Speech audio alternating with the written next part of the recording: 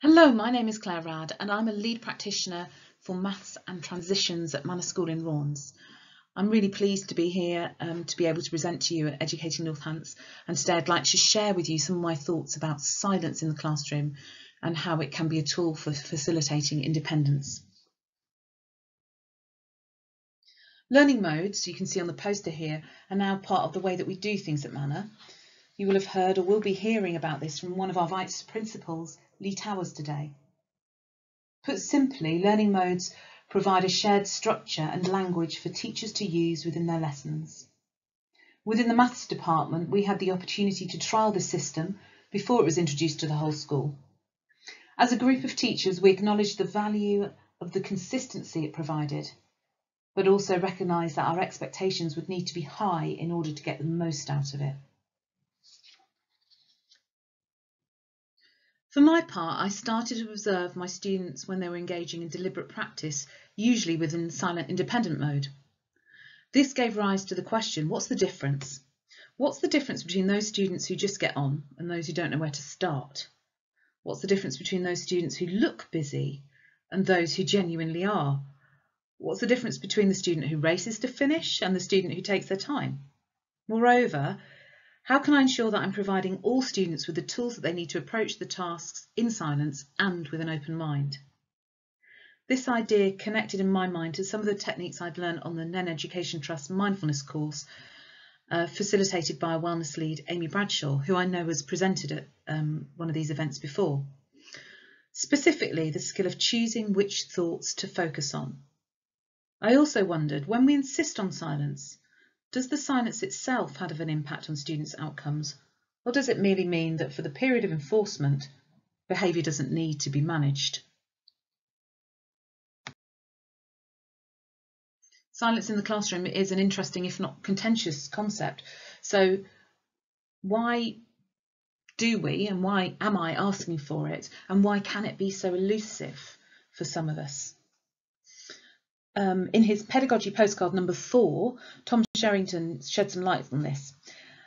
He's looked at a number of situations where silence is never really expected or achieved, but nevertheless it's asked for. For example, some teachers ask for silence when they are speaking. This can't be achieved because obviously they are speaking. Others use silence as a threat, as I've mentioned, a control measure when the class is out of hand. Sherrington also suggests that when used properly, silence gives everyone the opportunity to focus on their work. Further to the gut feeling that is easier to work without the distraction of sound, there has been a study on mice that showed that regular periods of silence promoted the growth of new cells in the hippocampus, the area of the brain linked to memory, and that these cells in turn converted into functioning neurons, meaning that the silence had a positive impact on brain function. Whilst the aim in the classroom might not have been intentionally to promote the growth of new brain cells, the time to focus totally on the task in hand without distractions is necessary. Silence, like my favourite, sleeping on it, gives the brain processing time. Dana Weeks, who is the head of a school in Philadelphia that's built on Quaker philosophies, has written about the value of silence in schools. Weeks believes that silence, often referred to as contemplative reflection in her setting, helps students to become open to greater and deeper learning. Within maths, this may mean the opportunity to make connections between the most recent learning and a topic from months ago. Of course, this may have been signposted or even specifically taught, but the time to let those thoughts settle and grow is still valuable. Allowing students some processing time needs some self-control on the part of us as teachers. We want the students to move on, so the temptation might be to keep on teaching them, but there has to be a point, and I would suggest it sooner than you think that you hand over to your students. I'm going to give you an example from outside the classroom. As a choral leader, I found that when teaching a new piece, the introductory session can end feeling like the choir will just never learn the song that you're trying to teach them. However, it's also true that the starting point for the next rehearsal is always further along than you expected. Why? The singers have had some processing time. Not silence, but certainly time when they were not actively learning the new piece. This is really difficult. We live in a society that is culturally biased towards talk. Silence is something that many adults feel uncomfortable with altogether, not just in the classroom. Perhaps it's something that's better reserved for the more spiritual and philosophical of us. Perhaps it can only have real value as a method of communication between those that are emotionally connected. Silence, let's not forget, is often framed in a negative way. I mean, no one likes an awkward silence, but perhaps we should.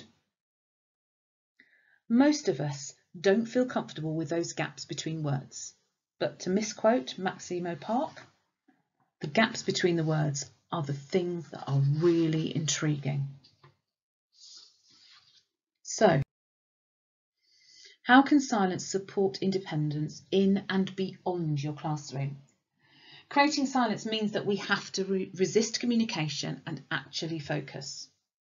Maintaining silence requires discipline, and we all know that discipline is required to work at a task, to practice a skill, to dig deeper, to keep trying. Is that a list of qualities that only apply to students when they're working on a task that I've set them? Of course not. They can be applied to anything. Fixing a car, preparing a meal, researching an artist, working on a relationship. My research on silence is obviously a work in progress. As we settle back into teaching in school, I'll be focusing again on the practicalities of silence in my classroom, and perhaps I'll have the opportunity to report back to you later in the year.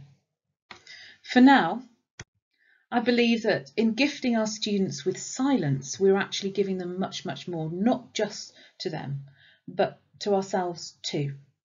We just need to be brave enough to create it. Thank you.